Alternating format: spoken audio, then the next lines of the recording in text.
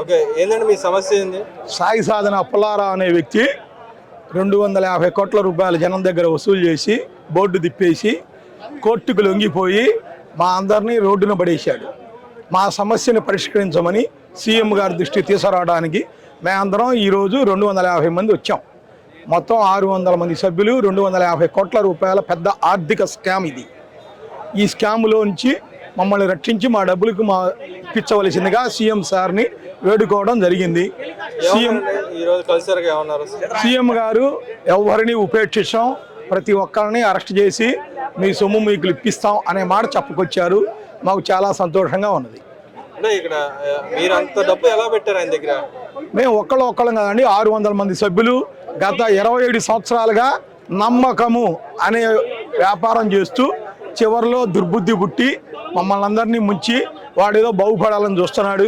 కానీ వాడు బాగుపడి సచ్చేది ఏముండదని మా అందరి తిట్లే వాడికి దీవెనలై వాడు నాశనం అవుతాడని మా అందరి కోరిక. ఇప్పుడు చంద్రబాబు గారు కూడా అడిగారు కదా, మీకు తెలిసి ఎందుకు పెడుతున్నారు డబ్బులు అని చెప్పి అడిగారు కదా. నమ్మకం మీద అంతకుముందు ఎప్పుడు ఇవ్వడాలు తీసుకోవడాలు గత 27 సంవత్సరాల నుంచి బాగానే చేస్తున్నాడు సార్. ఈరోజు కొత్తగా వచ్చిన సంస్థ కాదు వాళ్ళది, 27 సంవత్సరాల నుంచి ఉన్నటువంటి సంస్థ. వాడికి దుర్బుద్ధి పుట్టింది, ఆ దుర్బుద్ధిలో మమ్మల్ని అందరినీ నాశనం చేస్తున్నాడు. అంటే మీకు ఏ ఆశ చూపాడు ఆయన? మాకు ఆశయం చూపించలేదండి. మాకు ఇస్తుంది 18% ఇంట్రెస్ట్, బ్యాంకులో 10% వస్తుంది, ఒక 8% అదనంగా వస్తుంది.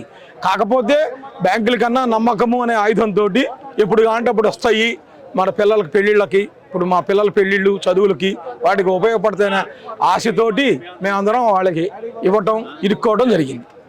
అంటే 1 by 1 లింక్ ద్వారా పెట్టాడా లేదా డైరెక్ట్ గానే? ఎవరికి వాళ్ళకి తెలిసిన వాళ్ళు ఒకళ్ళకి. ఇప్పుడు నా పరిచయస్తూ నేను ఇచ్చానండి, నేను నలుగురికి చెప్పటం అట్లా, అంతేగాని ఎటువంటి వ్యూహాత్మకంగా అనేది మాకైతే తెలియదు. అంటే కోర్టులు కూడా ఐపీ పెడతానికి వీలు లేకుండా చర్యలు తీసుకుంటున్నాయి కదా, వాడు ఐపీఎం పెట్టలేదు సార్, ఐపీఎం పెట్టలేదు. నా దగ్గర డబ్బులు లేవన్నాడు, కోర్టుకు లొంగిపోయాడు, ఆ జైల్లో రిమాండ్లోనే ఉన్నాడు ఇప్పటి వరకు.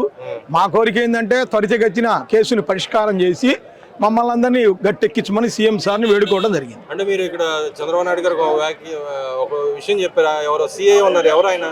CI Sivashankar, Lalapet police station. వీడు మన శివప్రసాద్ అనే ఆయన ఈ పుల్లారావుకి అల్లుడు వరుస అవుతాడు. ఈ పుల్లారావుని సేవ్ చేస్తుంది ఆడే ఇప్పటి వరకు. మరి చంద్రబాబు నాయుడు ఏమన్నారు ఆయన మీద? యాక్షన్ తీసుకుందాం అన్నారు. ఓవరాల్ గా మీకు ఏం చెప్పారు ఆయన? ఇన్సూరెన్స్ ఏమి ఇచ్చారు? ఓవరాల్ గా సారు త్వరితగతిన వేగంగా చర్యలు తీసుకొని మీ డబ్బులు మీకు వచ్చే ఏర్పాటు చేస్తాము అనే భరోసా కల్పించారు మాకు. నమ్మకం ఉందా మరి? నమ్మకంతో వచ్చాం, నమ్మకంతో వెళ్తున్నాం. అంతా పైన దైవాధీనం. సరే, బడ్జెట్ మీద ఈ బడ్జెట్ ప్రవేశపెట్టారు, 3,22,000 కోట్లు ప్రవేశపెట్టారు. ఎలా ఉంది సార్ మీకు బడ్జెట్? మేము సామాన్యులం అండి, మాకేం అర్థమైంది.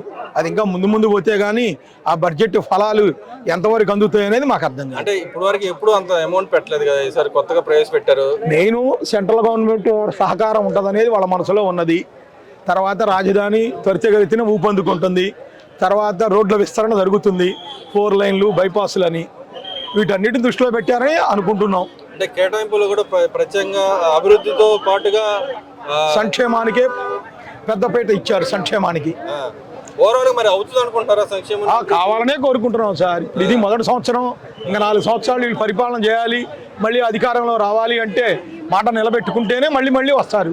లేకపోతే జగన్ పట్టిన గతి ఎలగబట్టింది. మరి జగన్మోహన్ రెడ్డి గారు వాళ్ళ పార్టీ అంటుంది, అంకిల్ గారు చెప్తే ఏమి లేదని చెప్పి అంటుంది కదా. అవన్నీ మనం ఇప్పుడే ఊహించలేము, చెప్పలేము సార్.